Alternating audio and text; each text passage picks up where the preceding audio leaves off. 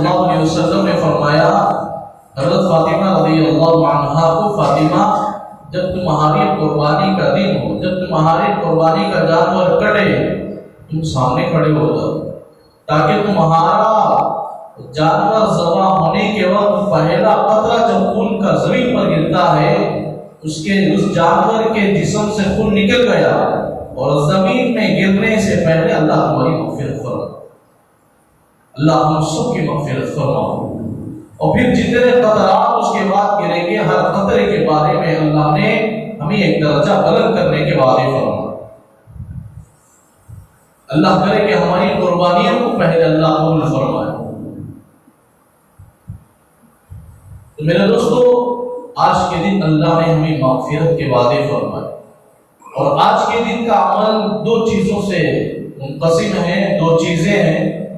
یہ کہ اللہ کو راضی کرنے کے لیے ذبح کیا جائے،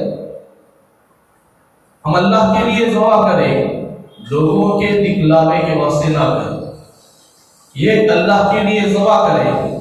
اور دوسرا، جب وہ گوشت تقسیم ہو تو ہم اپنے لیے بھی رکھیں، اپنے رشتہ داروں کے لیے بھی رکھیں، اور غربا کا بھی اس میں حق بنائیں۔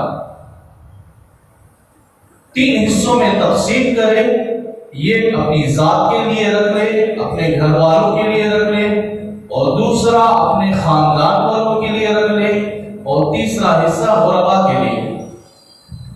الحمدللہ جہاں تک ہم نے دیکھا ہے کہ جو بھی قربانی کرتے ہیں، 3 میں کا ایک حصہ نہیں اٹھاتے، بلکہ وہ ایک حصہ کا بھی 3 بنا کر بالکل کم حصہ اپنے لیے رکھ لیتے ہیں، باقی سب اپنے رشتہ داروں اور غربا میں تقسیم کر دیتے ہیں۔ یہ بھی اللہ کی بڑی نعمت ہے کہ اللہ نے ہمارے مال کو قبول کر لیا، جس کی وجہ سے اپنی ذات کے لیے بھی کم کر کے دوسروں کے حق ادا کرتے ہیں۔ اللہ کرے کہ قیامت تک یہ نظام چلائے، اور یہ کے ہاتھوں سے اللہ نے قربانی کی توفیق عطا فرمائے۔